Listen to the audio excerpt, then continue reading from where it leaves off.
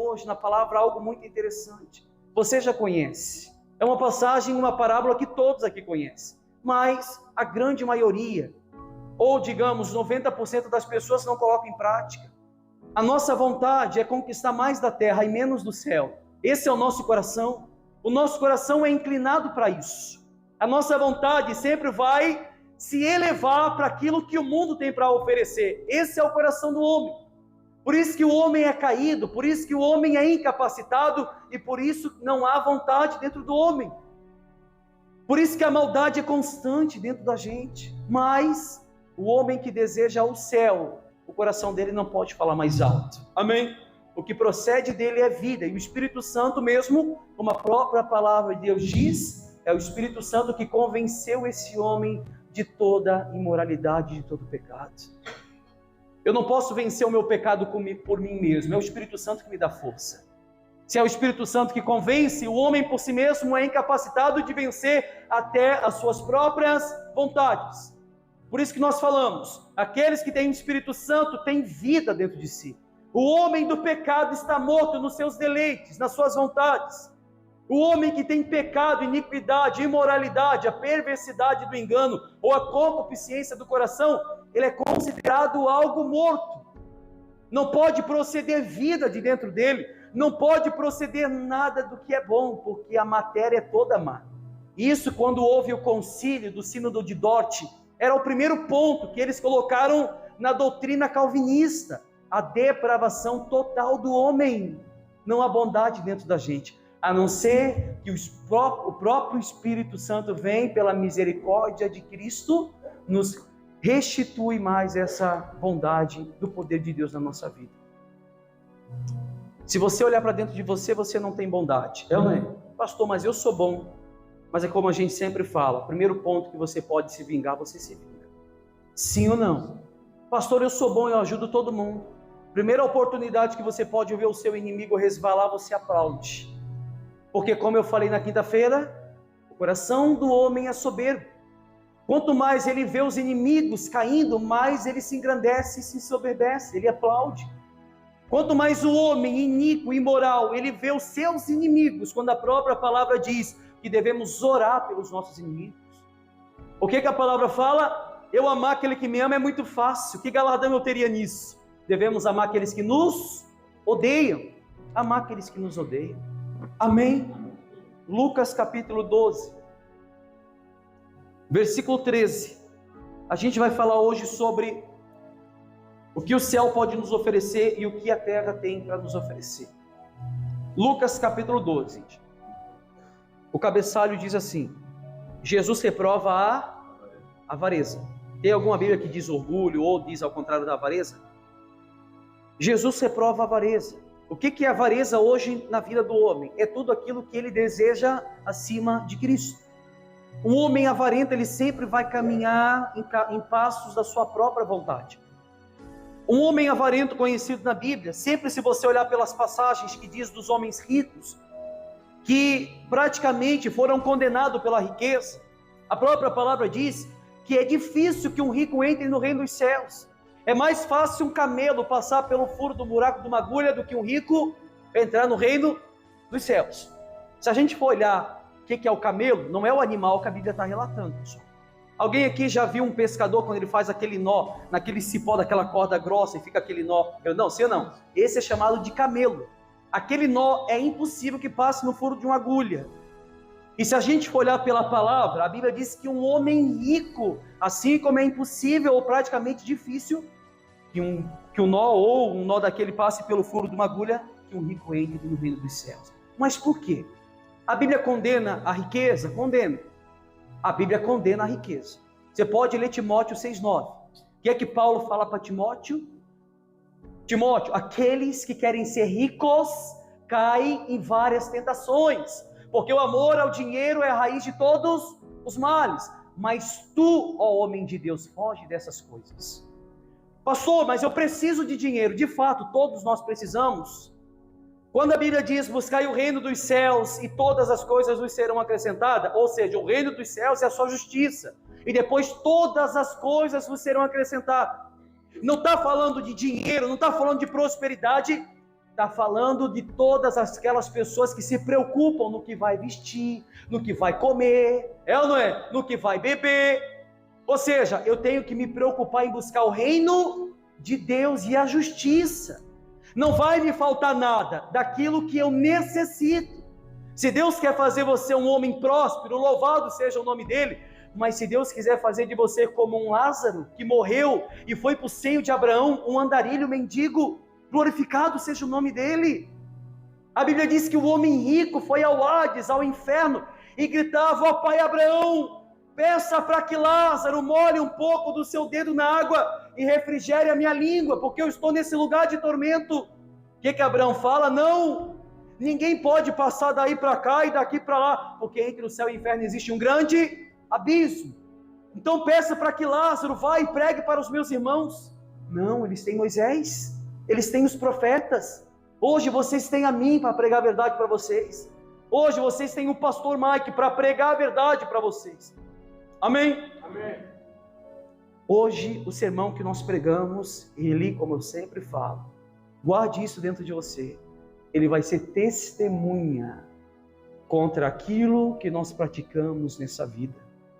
O sermão que eu pregar hoje, ele vai ser testemunha. E como falávamos na quinta-feira, se a Bíblia diz que se abrirão livros, o livro da vida, o livro das obras, todo sermão que a gente está pregando, ele vai servir de testemunha. Senhor, eu não sabia. Sabia porque foi pregado. Sabia porque foi mostrado. Ai de mim, como disse Paulo, ai de mim se eu não pregar o evangelho, ai de mim. Paulo ainda diz, porque eu fui posto para a defesa do evangelho, para defender o evangelho, para que não pregue aquilo que apraz o coração do homem, mas que mostre a miséria de espírito dele, mas que mostre o quanto nós somos depravados, o quanto nós somos necessitados da misericórdia de Deus. Todos necessitam, amém? Todos precisam. Lucas capítulo 12, versículo 13 diz assim, vocês estão entendendo, gente? Nesse ponto, um homem que estava no meio da multidão lhe falou, Lucas 12, 13, mestre, ordena a meu irmão que reparta comigo a herança. Mas Jesus lhe respondeu, homem, quem me constituiu juiz ou partidor entre vós? Então lhe recomendou, tende cuidado, e guardai-vos de toda e qualquer avareza, porque a vida, olha só, porque a vida de um homem não consiste na abundância dos bens que possui. A vida de um homem não consiste na abundância de bens que ele possui. Eu poderia fazer um sermão de mais de 2 horas só nessa frase. A vida de um homem não consiste no que ele tem, mas sim no que ele é. A vida de um homem não consiste nas riquezas que ele possui, mas sim no caráter que ele é diante de Deus. A vida de um homem não é referida, como dizem muitas igrejas, como eu estava vendo um pastor falar esse dia agora, um dos maiores sinais que você não tem Deus, é porque você não tem dinheiro. Quem viu essa pregação? Olha só, um dos maiores sinais que você não tem Deus, é porque você não tem dinheiro. Então, eles não estão lendo a Bíblia de maneira correta, não é? Se a Bíblia condena a riqueza, a Bíblia condena a avareza, a Bíblia condena o homem. Tinha 2 irmãos aqui, chegando para Jesus, Senhor, o meu irmão não quer repartir a herança comigo, ele quer ficar com uma boa parte, ou ele quer ficar com tudo, seja o nosso juiz. Jesus disse não. Em outras palavras, eu não estou aqui para querer ser juiz entre vocês ou repartidor, não, eu não estou aqui para julgar a causa de vocês nessa parte, ou da prosperidade, ou dessa herança que vocês querem, porque a vida do homem não consiste naquilo que ele possui, mas praticamente naquilo que ele é. O jovem rico chega para Jesus e fala, bom mestre, olha a pergunta que ele fala, o que eu tenho que fazer para herdar a vida eterna? Jesus fala, não tem um que é bom a não ser Deus, por que me chamas de bom? Conheces os mandamentos? Não matarás, não roubarás, não furtarás. Aí começou a falar todo, não Senhor, eu conheço, eu tenho guardado tudo desde a minha meninice, ou da minha mocidade. Jesus falou para ele, só lhe resta uma coisa só, para ele herdar o reino dos céus. Vai, vende tudo que tens, dá aos pobres e siga-me, e terás um tesouro no reino dos céus. A Bíblia diz que ele, ouvindo aquilo, ele virou as costas e se entristeceu. Faltava apenas uma coisa, somente aquilo, para você ver que as riquezas do mundo foi maior dentro dele do que o próprio reino dos céus. A vida de um homem não consiste naquilo que ele possui. Esse homem, como a gente sempre fala, é uma frase que é a pura realidade. Tem gente que é tão pobre, mas tão pobre, que tudo que ela tem é dinheiro. É ou não é? Tudo que ela tem é dinheiro. Não tem caráter, não tem Deus. Se você tem dinheiro e não tem Deus, você é um miserável. Eu vou mostrar para você. Se você não tem dinheiro, mas você tem Deus, você tem a maior riqueza desse mundo. Porque a Bíblia diz que um viajante saiu a viajar, e ele encontrou um tesouro escondido, e cavou. E quando ele viu aquele tesouro, ele vai, vende tudo que tem, para ficar somente com aquele tesouro. O Evangelho de Cristo, o Evangelho da renúncia. Ele vendeu tudo que tem, ele negou tudo que ele tinha, ele praticamente abnegou as suas vontades, para ficar somente com o reino de Deus. O reino dos céus é semelhante a um homem que vendeu tudo que tinha para comprar uma pérola. Tudo que tinha, apenas uma pérola. O reino dos céus. Será que a gente está disposto a fazer isso? Será que a gente está disposto a renunciar à nossa vontade, os nossos desejos, os nossos prazeres, os nossos momentos fúteis, os nossos momentos vãos, para que o Espírito da verdade preencha o vazio que há no nosso coração? Porque não venha me dizer que não, mas os homens mais ricos da terra são os mais vazios dentro de si. São vazios, não tem espírito, não tem verdade, não tem caráter de homem de Deus. Se você olhar, eu falei várias passagens aqui de homens que tinham muita condição, muito dinheiro, mas foram rejeitados pelo reino dos céus. Eu mostrei homens que aparentemente eram bem conhecidos pela sociedade, como Zaqueu. Um homem muito rico, cobrador de impostos. É ou não é? Quando a Bíblia diz muito rico, é porque era muito rico mesmo. Cobrava muito dinheiro dos órfãos e das viúvas. Um imposto. Quando ele ouviu falar que Jesus iria passar por aquele lugar, ele correu, subiu numa figueira brava. E quando ele subiu numa figueira brava, Jesus passa e viu ele naquela figueira. Zaqueu, desce depressa, porque hoje me convém pousar em sua casa. Jesus fala para ele: Zaqueu, hoje veio salvação à sua casa. Zaqueu ansiou conhecer em Jesus, por mais que ele tinha dinheiro, tinha tudo o que ele precisava, mas ele não tinha o primordial, que era Cristo. Ou seja, ele falou para Jesus: Senhor, tudo que eu roubei, eu prometo, eu vou devolver 4 vezes mais. O dinheiro que ele tinha, ele devolveu e ainda deu 4 vezes mais aos pobres. Amém? É o primeiro impacto de uma pessoa que tem um encontro com Cristo. Por isso que eu acredito naquilo que a própria palavra fala. Não foi nós que escolhemos ele, mas foi ele que nos escolheu. Porque quando ele nos escolhe, nós nos constrangimos. Quando ele nos escolhe, nós se submetemos à vontade dele. Seríamos hipócritas de orar ao Pai Nosso: seja feita a tua vontade, e não fizemos a vontade dele. Seríamos hipócritas de dizer: seja a tua vontade, e quando ele aplica a vontade dele na nossa vida, nós falamos: o Senhor não é comigo. Porque a vontade dele foi nos colocar no meio do deserto. A vontade dele foi nos colocar no meio do deserto, onde aparentemente estamos caminhando sozinhos. Foi isso que aconteceu com Abraão. Abraão, quando vai sacrificar Isaac, a Bíblia diz que Deus fica quantos dias sem falar com Isaac? 3 dias e 3 noites. Com Abraão. 3 dias e 3 noites. Não falou nenhuma palavra com Abraão. Era o deserto que ele ia enfrentar, mas ele confiava. Bem-aventurado aqueles que não viram, mas creram. Nós não vimos, mas nós cremos. Amém? A palavra aqui consiste, Jesus propôs até uma parábola para esses 2 homens. Olha a parábola que Jesus fala. Versículo 16. Ele proferiu ainda uma parábola, dizendo: o campo de um homem rico, olha só, o campo de um homem rico produziu com abundância. E arrazoava consigo mesmo, dizendo: que farei? pois não tenho onde recolher os meus frutos. E disse: farei isso, destruirei os meus celeiros, reconstruirei maiores, e aí recolherei todo o meu produto e todos os meus bens. Então direi à minha alma, olha o que esse homem está falando para a alma dele: tens em depósito muitos bens para muitos anos, muitos bens para muitos anos, descansa, come, bebe e folga, ou regala-te.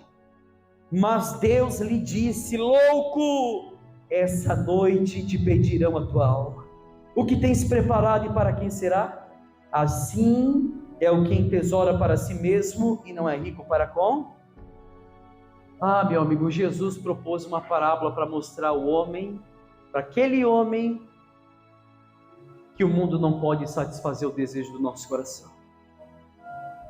Jesus propôs uma parábola para mostrar para aqueles dois homens que a corrida que eles estavam correndo em prol de uma herança não era o suficiente para herdar o reino dos céus. Aí Jesus fala, ou o próprio Deus: louco ou loucos, essa noite pedirão a tua alma, o que tens preparado e para quem será. A inconstante luta das pessoas para conquistar o que é terreno. A inconstante luta de pessoas para conquistar aquilo que ela pode ver. A inconstante luta de pessoas para conquistar aquilo que é terreno e que não cresce no nosso coração para a salvação da nossa alma. O homem sempre vai buscar aquilo que praticamente é avareza diante de Deus. É o que é da terra. Quando Jesus faz a multiplicação dos pães e do peixe e eles vão para outra banda do mar, foi toda a multidão que com ele estava e permanecia e viram a multiplicação. Chegou Jesus na outra banda do mar, estava toda aquela população, todo aquele povo, meu Deus, que viu a multiplicação. Jesus falou assim: eu sei por que vocês estão aqui. Vocês não estão aqui pela comida que permanece, vocês estão aqui pela comida que perece. O homem sempre vai buscar aquilo que é perecível. Sempre. Jesus estava ali. Em outras palavras, vocês não estão aqui pela palavra que eu tenho pregado, não. Vocês estão aqui, sabe por quê? Porque vocês viram a multiplicação. Vocês viram a multiplicação dos pães e dos peixes. Assim é na nossa vida, assim é no povo da igreja, assim é na vida de muitas pessoas. Pastor, hoje eu vou para a igreja porque eu estou doente. Avareza. Pastor, hoje eu vou para a igreja porque eu estou no lamaçal da dívida. Avareza. Pastor, eu quero mais de Deus, mas que Ele olha para a minha necessidade e me retribua aquilo que eu preciso. Avareza. Avareza. A gente cansou de pregar aqui. A palavra de Deus mesmo fala. E o próprio Deus diz que é o homem para qual Ele olhará, é aquele que constrange a sua alma e abate o seu espírito. O homem que constrange a sua alma e abate o seu espírito. O que é um homem que abateu o seu espírito, constrangiu a sua alma? É aquilo que a gente não se cansa de pregar. Leonardo Reverriu ia pregoar na parede da sua igreja o dia da angústia. Cadê a nossa angústia? Pelos nossos pecados, pela nossa soberba, pela nossa avareza. Cadê a nossa angústia? Pelo homem imoral que somos, por mulheres imorais que somos. Cadê a nossa angústia? Não estamos abatendo o nosso espírito. Queremos tudo do mundo e menos de Deus. Você pode ver pela sua semana, meu Deus. O que prevalece dentro de vocês é aquilo que agrada a carne, não o espírito. Porque muitas das vezes o mais difícil é orar. E o mais fácil é alimentar e se deleitar naquilo que o meu coração deseja. Sim ou não? Tenta orar por meia hora para você ver o que eu estou falando. Quem ora mais de meia hora sabe do que eu estou falando. Sim ou não? Sabe o quanto é difícil. Os primeiros 10 minutos é difícil. Os primeiros 20 minutos é difícil. É difícil. A carne grita, o joelho dói, o cansaço bate, a pessoa começa a ter sono, a pessoa começa a sentir cansaço. Porém, depois o Espírito Santo começa a encher ela de toda a divindade da palavra. Amém, pessoal? Amém. Esse é um homem de Deus que abate o seu espírito. Esse é um homem de Deus que encontrou o Evangelho. Esse é um homem de Deus que pela própria palavra da verdade foi enxertado dentro dele a palavra de vida eterna. O reino dos céus desceu sobre ele.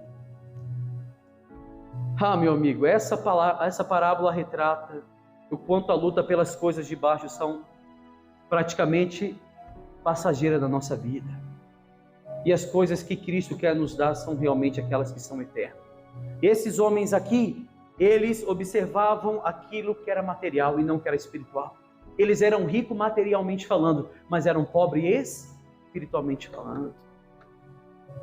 Em sua soberba e sua presunção, o próprio Cristo disse, ou ele mesmo falou, Jesus falando dessa parábola: alma, tens muito depósito, tens muitos bens para muitos anos, para muito tempo, tens riquezas para... Fizeram uma pesquisa, aquele Elon Musk, o homem mais rico do mundo, um homem mais rico do mundo, ele é trilionário, ele não é nem bilionário. Se ele parasse de trabalhar hoje e gastasse R$1 milhão por dia, 1 milhão por dia, ele poderia viver mais de 100 anos que a riqueza dele não acabaria. Mais de 100 anos. Ele tem dinheiro para acabar com a pobreza do mundo, para acabar com tudo, mas a soberba tomou conta. É ou não é? Homem rico, mais difícil entrar no reino dos céus. Primeiro ponto, ele olhou esses homens e falou: temos abundância ou bens para muito tempo. Primeiro ponto desse trecho: Deus não tem um propósito para muitos anos, o propósito de Deus é eterno. A salvação da nossa alma é eterna, assim como a condenação da alma é eterna, não é por um tempo. Se você for condenado, me desculpe a minha sinceridade, você não vai ficar no inferno um dia, não, é eternamente, aonde o fogo queima e não se apaga, aonde o verme come e não morre, ou o próprio verme corrói todo aquele homem que está queimando e não se acaba, meu Deus, não se acaba. Um dos maiores sinais que o inferno existe é o próprio vulcão que parte do núcleo da terra. Especialistas fizeram uma pesquisa, eles tentaram medir o grau de fogo que há dentro de um vulcão. Quando eles mediram, eles viram que tinha um enxofre junto. Enxofre. O que a palavra de Deus diz? Ali aonde haverá choro e ranger de dente, o fogo, o lago que arde com fogo e enxofre. O inferno é real. O inferno existe. Eu estava conversando com um ateu semana passada. E eu estava falando da palavra. Ele assim para mim: não adianta me falar de Deus, eu não acredito. Eu falei para ele assim: para um ateu, é impossível que eu prove que Deus exista. Mas para mim que eu creio não existe nenhuma prova. Amém? Para mim que eu creio não existe prova nenhuma. Amém, gente? Porque tudo que... Agora tem uma pastora, que já não existe isso na Bíblia, pastora, mas tem uma pastora que acabou caindo na ladainha desses ateus que não acreditam mais em Deus. Eles conseguem entrar na cabeça das pessoas que não leem Bíblia. Que não leem Bíblia. Sabe qual é o problema dos cristãos? É aquilo que eu sempre falo. De 100 pessoas, 1 lê a Bíblia e 99 das pessoas lê aquele que leu a Bíblia. Então o que eu falar todos vão crer. O que eu falar todos vão acreditar. Porque é o pastor da igreja, se ele está falando está certo.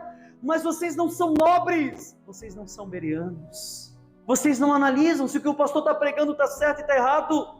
Quando nós mostramos que o intuito, o interesse de Deus não é lhe oferecer e propor nada dessa vida, os homens acham isso imoral. Tudo que eles querem conquistar nessa terra são riquezas, igrejas da prosperidade, meu Deus, que fazem homens subir ao altar e se engrandecer. Pastor, eu era pobre e hoje eu sou rico.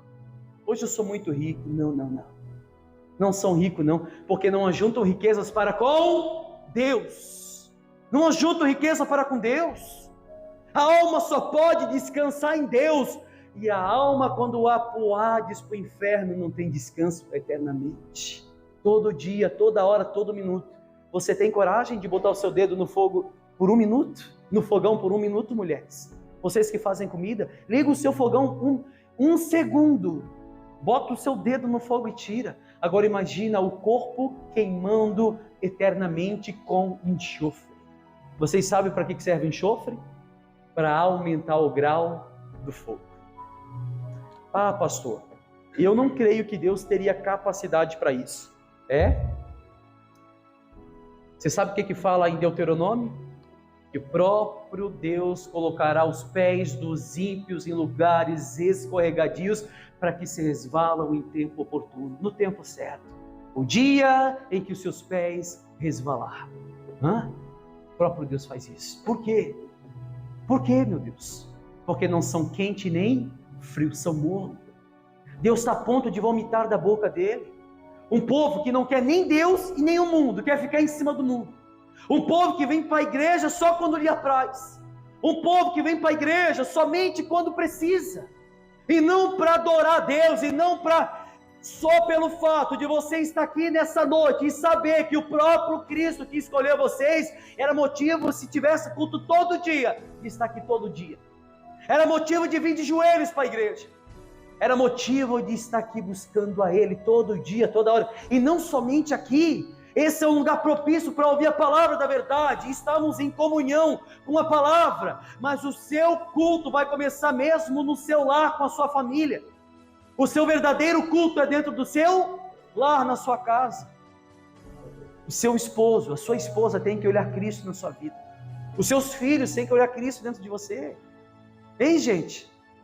Eu sempre falo, me perdoa a minha sinceridade, mas se eu perguntar para os seus familiares se eles veem Cristo dentro de vocês, eles vão ver, pessoal? Ah, pastor, aí está pegando já pesado, né? Ah, meu amigo, então o seu culto não tem nada a ver com aquele que você está aprendendo aqui. Porque nós nunca falamos para vocês que Deus habita dentro desse templo. Não, nunca habitou. É isso que está escrito no livro de Atos. Deus não habita em templo feito pela mão do homem. Atos fala isso. Coríntios 3,16. Não sabeis vós que o Espírito Santo habita dentro de vocês? E vocês são templo de Deus? Ele habita dentro da gente. Se é que Ele habita dentro da gente. O que é que Paulo fala? Provai-vos para ver se vocês estão na fé. Provai-vos para ver se vocês estão permanecendo na fé. Se é que já não estão reprovados. Se é que vocês já não estão reprovados. Olha a eficácia da palavra. Olhe para dentro de vocês, coloca num pêndulo, numa balança e vejam aquilo que se exerce mais para um lado e para o outro. Pastor, todos os dias, todas as horas, no meu oculto, no meu quarto, eu tenho o prazer de falar com Deus. Por mais que a minha filha, o meu filho, a minha esposa, o meu esposo não estão com seus olhos fitados sobre mim, mas não são eles que vão dar o galardão de vida para mim, é o próprio Cristo. Por isso que o nosso interesse tem que ser buscar Cristo no mais oculto possível e revelar esse Cristo em público. Amém? Amém. Buscar Cristo em oculto, mas revelar em público. Porque se a gente recebeu de graça, nós temos que dar de graça também esse Cristo. Se nós recebemos a palavra de vida eterna, nós temos que entregar para as pessoas necessitadas. Ele diz lá, a pergunta que não quer calar. A pergunta que não quer calar, o próprio Deus diz: louco essa noite pedirão a tua alma, o que tens preparado e para quem será? Para quem será? Quem, nessa passagem, significa pessoas. Para quem que você está preparando a sua alma? Ei, gente, me desculpe. Ou é para Deus, ou é em direção à condenação futura. Não podemos servir a dois senhores. Ou há de amar um e odiar o outro. Não podemos servir a Deus e Mamon. A própria palavra fala isso. Andarão dois juntos se não estiver em concordância. Amós 3:3. Casa dividida não subsiste. Ou eu sou de Deus, ou eu não sou. Ou é Deus que habita dentro de mim, ou não é. Não existe meio termo. Não existe a pessoa que diz: pastor, eu sou uma pessoa boa, quando vocês não são. A própria palavra de Deus fala isso em Romanos capítulo 3. Pastor, eu sou uma pessoa boa, eu ajudo todo mundo, eu ajudo o necessitado. Não! A palavra diz que o justo não será lembrado pela sua justiça, mas o que será lembrado nele é a sua iniquidade, a sua perversidade, o seu pecado, a sua imoralidade. É isso que vai ser lembrado dentro do homem. Por isso que a própria palavra mostra os homens estando indo em direção ao céu. Eu digo uma coisa para vocês, o que eu falei há muito tempo. Se você quer congratular com o que eu vou falar agora, amém. Mas entenda uma coisa: todos que estão aqui sentados nessa cadeira, todos, desde o mais novo até o mais velho, todos vocês vão para o céu. Amém? Amém? Amém. Todos que estão aqui vão para o céu. O trono de julgamento de Deus é onde? Então todos vão para lá. Agora, para permanecer, eu não sei. Sim ou não? Então todos vão permanecer, ou vão estar diante do tribunal de Deus. O dia em que o homem estiver diante do tribunal de Deus para ser julgado pelas suas obras. É isso que a palavra de Deus fala. Todos vocês estarão nos céus diante do tribunal. Eu imagino todos que estão aqui, aqueles que serão condenados, estando diante do tribunal de Deus e podendo observar a porta formosa, aqueles que ouviram a palavra, meu Deus, e foram justificados por Cristo, podendo entrar na porta formosa, enquanto aqueles que o próprio Cristo falando, eu não te conheço, afasta de mim vós que praticais a iniquidade, pro lago que arde com fogo e enxofre. Sou eu que falo isso? É a palavra que fala isso, meu Deus. A própria palavra que fala isso. Ou seja, existe o primeiro ponto, que Deus não tem um propósito para anos, mas tem eternamente. Ou é vida, salvação eternamente, ou é condenação eternamente. O segundo ponto, a alma não pode descansar nos bens, ela só pode descansar em Deus. Somente em Deus. Se você ler Hebreus capítulo 4, versículo 10, vai falar sobre isso. Diz, pois, aquele que entrou no descanso do Senhor, esse também descansou de suas obras, assim como Deus também descansou da deles, ou da dele. O descanso de Deus, que é na morada celestial. E a tormenta, pastor, aqueles que serão atormentados, Mateus 25, 46, irão esses para o tormento eterno, mas o justo para a vida eterna. Aqueles que serão condenados é para o tormento eterno. Tormento eterno. E aqueles que serão salvos para a vida eterna. Eternamente. Podendo estar juntamente com Ele. Iremos ver como Ele é, meu Deus. Poderemos ver Cristo na sua... Meu Deus do céu. Imagina o privilégio de a gente poder ver Cristo como Ele é. Porque a Bíblia diz que subiremos com o corpo glorificado. Estaremos juntamente com Ele. A loucura do homem é não preparar a sua alma para se encontrar com o seu Criador. Isso está em Amós 4,12. Prepara-te, ó Israel, para se encontrar com teu Deus. Amós 4,12. Prepara-te, ó Israel, para se encontrar com teu Deus. Por mais que todos aqui vão se encontrar com Ele, por mais que todos vão poder ter o privilégio e gostinho de ver Deus como Ele é, mas, infelizmente, da boca dele vai proceder para algumas pessoas: afasta de mim que eu não te conheço. Apocalipse 3:17. Qual é a preocupação de Deus nisso? Eu vou ler desde o começo de 14 aqui para vocês poderem entender. Apocalipse 3:14. Carta à igreja em Laodiceia. Presta muita atenção, por favor. Olha o que a carta diz. Ao anjo da igreja em Laodiceia escreve: essas coisas diz o Amém, a testemunha fiel e verdadeira, o princípio da criação de Deus. Conheço as tuas obras. Olha só o que fala: que nem és frio e nem quente. Que quem dera fosse frio ou... Olha o que Deus fala: quem dera se fosse frio ou quente. Assim, porque és morno e nem és quente nem frio, estou a ponto de vomitar-te da minha boca. Outras palavras diz: vomitar-te-ei da minha boca. Pois dize: estou rico e abastado e não preciso de coisa alguma, e nem sabes que tu és infeliz, sim, miserável, pobre, cego e nu. Aconselho-te que de mim compres ouro refinado pelo fogo para te enriqueceres, vestiduras brancas para te vestires, a fim de que não seja manifesta a tua vergonha da tua nudez, e colírio para ungires os olhos, a fim de que vejas. Eu repreendo e disciplino a quanto amo. Sê, pois, zeloso e arrepende-te, eis que estou à porta e bato. Se alguém ouvir a minha voz e abrir a porta, entrarei na sua casa e cearei com ele, e ele comigo. Ao vencedor, dar-lhe-ei sentar-se comigo no meu trono, assim como também eu venci e me sentarei com meu Pai no seu trono. Quem tem ouvidos, ouça o que o Espírito diz às igrejas. Todos aqui têm ouvido? Sim ou não? Está mostrando um homem ou uma igreja, porque a carta era para uma igreja. Deus fala assim: porque não és quente e nem frio. Quem dera fosse quente ou frio, quem dera. Mas é morno, vomitar-te-ei da minha boca. vou lançar fora, vou arrancar de dentro de mim. Se nós nascemos do fôlego de vida de Deus, da mesma maneira que Ele inspirou o fôlego de vida dentro do homem, da mesma maneira Ele vai vomitar o homem iníquo, aqueles que estão na igreja e fora da igreja, aquele que diz que o culto deles são somente no domingo, mas durante a semana, meu amigo, são pior que o mundano, e ainda por cima negam a fé, não é quente e nem frio, Cristo vomita da boca, logo em seguida, mostra um pastor ou uma igreja que diz: rico sou e de nada tenho falta. O que Jesus fala? Não sabes que és o quê? Não sabes que é pobre, cego, nu, miserável? Não sabes que é um miserável.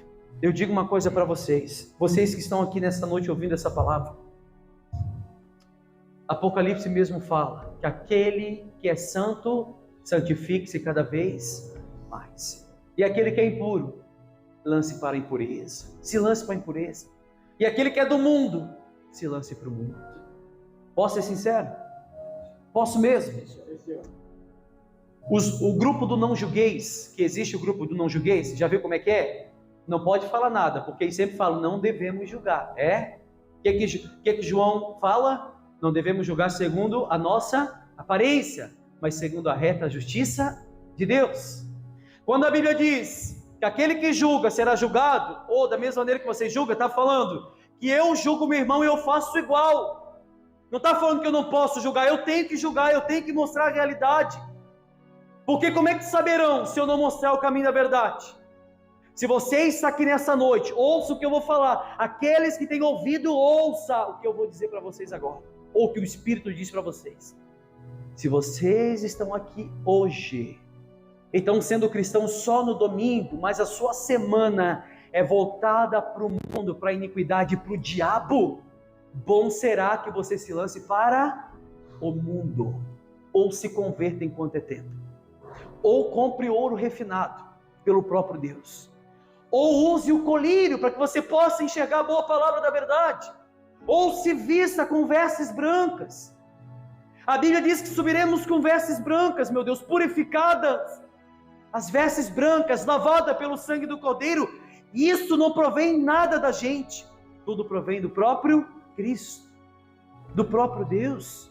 Se você está aqui hoje e você pratica todo tipo de pecado consciente, eu tenho uma proposta para vocês: vão para o mundo, que é muito melhor do que estar aqui e fingir ser o que a gente não é muito melhor, porque se você vai ser condenado no mundo por praticar imoralidades, a Bíblia mesmo diz e condenou os fariseus, eles praticavam tudo isso, ou tentavam ser salvos pela lei.